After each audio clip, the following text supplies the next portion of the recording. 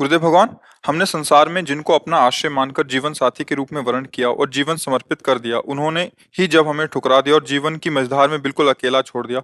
इतना सब होने पर भी उनके प्रति अति मोह आसक्ति खत्म होकर सिर्फ और सिर्फ श्री जी के चरणों में कैसे लगे? एक बार मार्कंडे जी के आश्रम के पास सुरथ नाम का एक वैश्य और एक राजा दोनों आपस में मिले। तो राजा से पूछा, आप जंगल में यहाँ कैसे? कहा, मेरा राज्य छिन गया है, पर मैं वही राज सिंहासन, वही राजमहल, वही रानियां, ये हमारा चिंतन नहीं जा रहा है। मुझे राज्य मिले इस बात के लिए तो मैं दुखी नहीं, पर मैं अपने परिवार को नहीं छोड़ सकता। और रोने लगा। फिर पूछा, आप क्यों इधर जंगल में? तो उनका, मेरे बेटे ने मुझे पीट के निकाल दिया, सारी संपत्ति छीन ली, पर मेरा मन उसी के लिए तड़प रहा है। वो भले मुझे पीटे, पर मैं अपने बेटे, बहू, परिवार को नहीं छोड़ सकता। बोले, तो बड़ी विचित्र हम दोनों की दशा है कि वो हमें छोड़ रहे हैं, वो हमें ठुकरा रहे हैं और हम उनके लिए रो रहे हैं, ये क्या है? तो राजा ने कहा, पास में मार्कंडे जी का आश्रम है, हम लोग उन महापुरुष के पास चलते हैं और अपना निवेदन करते हैं। तो जाके प्रणाम किया और अपनी बात दोनों ने रखी। तो मार्कंडेय जी ने कहा, ये भगवती माया का प्रभाव है। अगर भगवान की ऐसी प्रचंड माया ना हो तो सब परमानंद में मगन हो जाएं।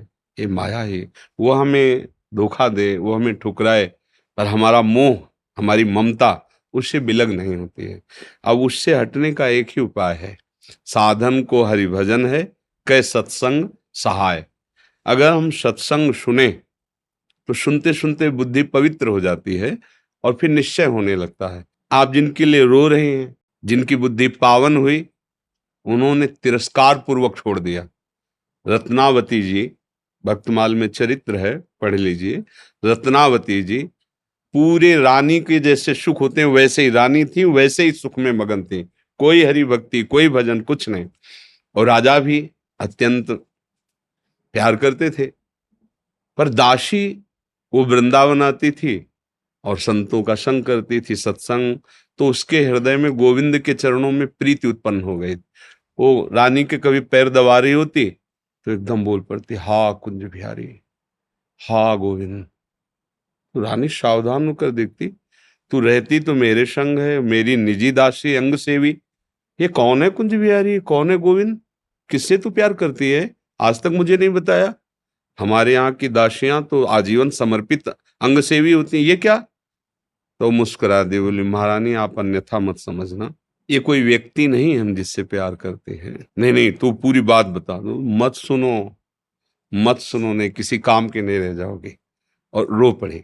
भगवान का जो प्यार होता है ना हृदय में, वो अलग कोटि का होता है। वो बस मत पूछो, आप मत पूछो। अब तो और आकर्षित हुई, नहीं नहीं आप बताओ ना। तो जब बैठ करके भगवत चर्चा, उनकी रूप माधुरी, गुण माधुरी, अब वो तो इतना उसके हृदय में अच्छा लगा कि पैर दबाने से हटा के सिराने बैठा लिया। देखो तुम अब वहां नहीं, अब यहाँ बैठ के केवल हमें प्रभु की बात सुनाओ। इतना रंग चढ़ा कि हृदय विकल हो, उनका कैसे दर्शन हो सकते हैं? गोविंद के कैसे दर्शन हो सकते हैं? बिहारी जी के कैसे दर्शन हो? तो उनका, महारानी जी एक ही उपाय है, यदि प्रगट में संतों का संग किया जाए तो निश्चित संत सभा में गोविंद छुपे रहते हैं, वो जरूर कृपा करेंगे। तो रानियों कहीं जा तो सकती नहीं, तुम ऐसा करो, बगल में एक भवन तैयार करवाओ संत सेवा के लिए, और संतों को बुलाओ, और हम स्वयं बनाएंगे, संतों को पवाएंगे, उनके श्रीमुख से भगवत चर्चा सुनेंगे। उस समय दिल्ली में बादशाह के समीप विराजमान थे माधो सिंह, उनके पति का नाम था। अब रानी का हुक्म, महल के निर्माण हुआ, पास में संतों, और खिड़की से वो दर्शन करती, फिर सुंदर भोग पधराती, जाके सब संतों को पवाती। ये जब सूचना पहुंची राजा के बाद, बिना हमारे आदेश के संत निवास बन जाना, संतों के बीच में, रानी को ऐसे कोई सहज थोड़ी देख सकता, जाना सब हुक्म कर दिया। बिल्कुल नहीं, संतों के समीप जाना बंद, ये सब बिल्कुल, क्योंकि एक राज मर्यादा होती है ना। और कुछ कठोर शब्द कहे, तुरंत नाई को बुलाया, अपना मुंडन कराया और संतों के बीच में बैठ गई। बोले, आज से राज अन्न का त्याग। अगर मैं कहीं रानी हूं, कहीं भी किसी भी अंग में, मैं उसे रानी नहीं रहने दूंगी जो मुझे संत और गोविंद से दूर कर दे, कदाप। ये जब सूचना पहुंची को तो मुड़ मुड़ा के बैठ गई। सोचा ये तो मतलब भारी के भारी अपमान, इससे ज्यादा क्या हो सकता है? अगर मैं मारता हूं तो प्रजा विरोध में हो जाएगी, इसलिए इसको मारना तो है। बोले एक जंगली सिंह लाओ और छोड़ दो, तो संतों को, रानी को, सबको मार डालेगा वो। ऐसा ही किया गया।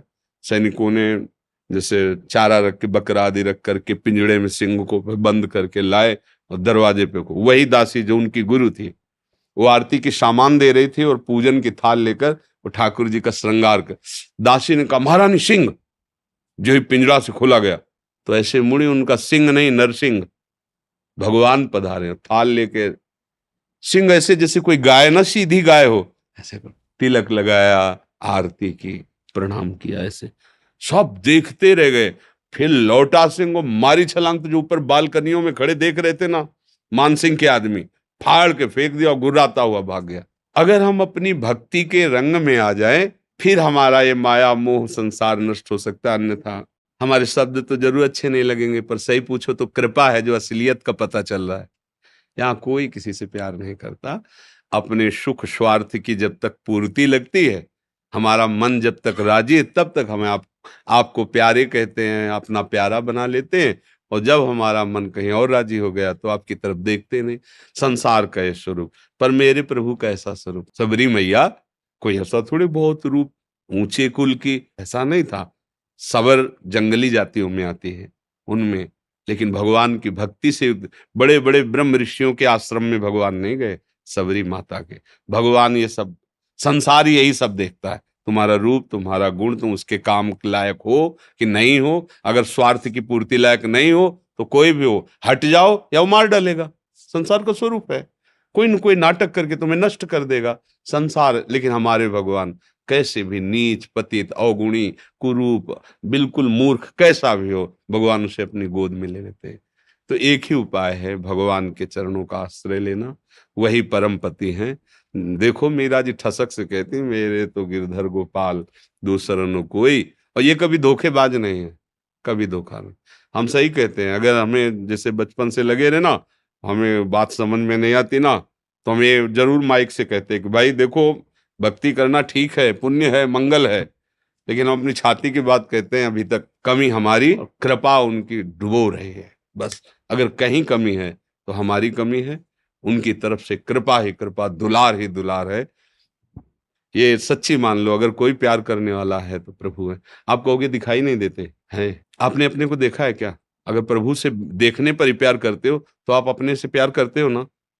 देखो ना, आप अपने से प्यार, आपने अपने को देखा है क्या? आप तो शरीर को देख रहे हैं, बिना देखे भी आप अपने को बहुत प्यार करते हैं, आप अपने आप को बहुत प्यार करते हैं।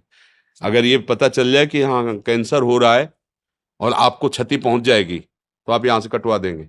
अपने आप से ज्यादा प्यार आप किसी को नहीं करते, टांग कटवा देंगे आप। अगर ऐसा लग जाए कि अपने को बहुत अशांति, जीना मुश्किल है, आप क्या करेंगे, कैसे मुंह दिखाएंगे? तो आप जहर खा लेंगे, फांसी पे चढ़ जाएंगे। मतलब समझिए, पर आपने अपने को देखा नहीं, जाना नहीं, फिर भी आप बहुत प्यार करते हैं। जो कुछ भी प्यार करते हैं अपने लिए करते हैं, अपने आप से बढ़कर आप किसी से प्यार नहीं करते। पर आपने अपने आप को नहीं जाना, तो फिर तुम उन्हीं के अंश हो। जब तुम अपने को नहीं जान पाए, तो जैसे अनजाने में आप भी अपने से प्यार करते हो, ऐसे ही शुरू कर दो प्यार प्रभु से, और उनके तुम हो, वो सामने आ जाएंगे पक्का। ऐसा नहीं है तो अब विमान से उतरते हैं, ऐसे दोस्त की तरह मिलते हैं भगवान। पर बस यही है कि जैसे आप कहो कि अब राष्ट्रपति से हाथ मिला के आ रहे, प्रधानमंत्री से हाथ मिला, तो गांव का आदमी से प्रधानमंत्री से तुम कैसे मिल सकते? क्यों नहीं मिल सकते? भारत के नागरिक है, हम अधिकार पुष्ट करें अपना, और जरूरत दिखाएं तो हमें मिला दिया जाएगा। ऐसे हम अधिकार पुष्ट करें और चाहत हमारी प्रबल हो तो हमें भगवान मिल जाएंगे। वहां तो किसी की सिफारिश की जरूरत नहीं, खुद हमारे हृदय की बात सुन रहे। एकमात्र भगवान के चरणों से ही हमें शांति मिलेगी, वही हमारे हैं।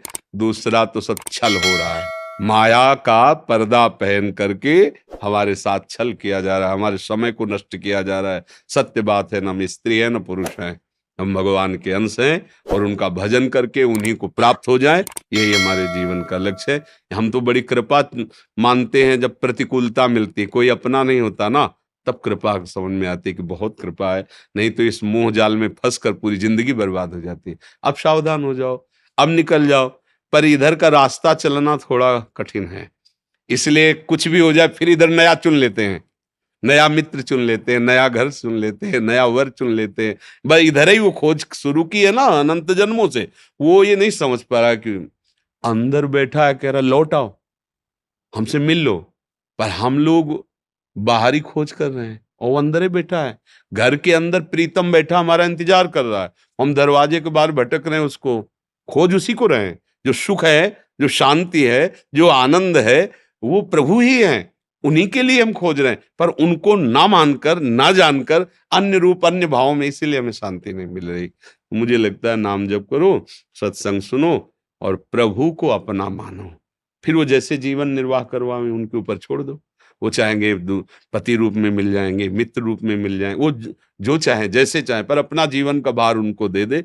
ये संसार कपटी और छलिया है, यहाँ कपट और छल ही मिलता है।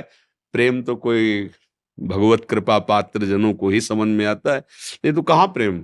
अच्छा, वो कौन सा मैरिज कहते हैं, लव मैरिज, तो मैंने प्रेम का विवाह, इससे बढ़िया और क्या बात होगी। भाई पहले तो गांव में था कि वर दूल्हा को नहीं दे, मतलब वर दुल्हन को नहीं देखा, दुल्हन दूल्हा को नहीं देखा। ऐसा नहीं था कि वो लड़की लड़का देख के बाद के ब्याह होता हो, ऐसा पहले नहीं था। गांव में तो माता पिता तय कर लेते थे, हो जाता। मतलब प्रेम का मतलब आपने चयन किया दोनों ने मिलकर, ये तो बढ़िया बात है ना। अब आपका मन मुटाव तो होना ही नहीं चाहिए, क्योंकि दोनों ने प्रेम विवाह किया, मतलब दोनों ने चयन किया, और 1 साल बाद तलाक हो जाता है। भाई कैसा प्रेम विवाह। वहां तो न वर को देखा था, न दुल्हन को देखा था, माता पिता की मर्यादा में आकर ब्याह किया और परिवार सुसज्जित मंगलमय आजीवन निर्वाह करते हुए, पूरे घर की सेवा, परिवार की सेवा, पति की अधीनता, पति पत्नी को ही अपना सर्वस्व मानते हुए, ऐसे ही भाव से आज हमारा क्या वातावरण हो रहा है। क्या हमारी उन्नति हो रही, क्या उन्नति हो रही। अगर पीछे से देखा जाए तो हमारी बड़ी, और ठीक है, माता पिता की पसंद थी, आपने पसंद, आपने खुद पसंद किया ना, तो अब अपनी पसंद का निर्वाह करते जीवन भर दोनों मिलके। ये क्या बीच में, ये क्या, ये प्रेम विवाह है। अरे एक बार प्रेम कर ले तो फिर जैसा है हमारा है, जैसी है हमारी, आज जीवन उनका निर्वाह करे, ये भगवान की भावना से पुष्ट होकर चले। ये क्या दलित दुरा है कि आज इससे कर लो उससे, फिर ये तो पशु वाली चेष्टा हुई।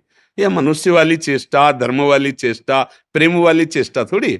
प्रेम का है कि भगवान ने एक बार विधान बना दिया गृहस्थी में, हम उसी विधान में संतुष्ट रहकर धर्मपूर्वक, पर न सत्संग है, न शास्त्र स्वाध्याय है, न भजन है, तो ये बातें सब लिखी हैं, दिमाग में नहीं आ सकती, हम ऐसे आचरण नहीं कर सकते।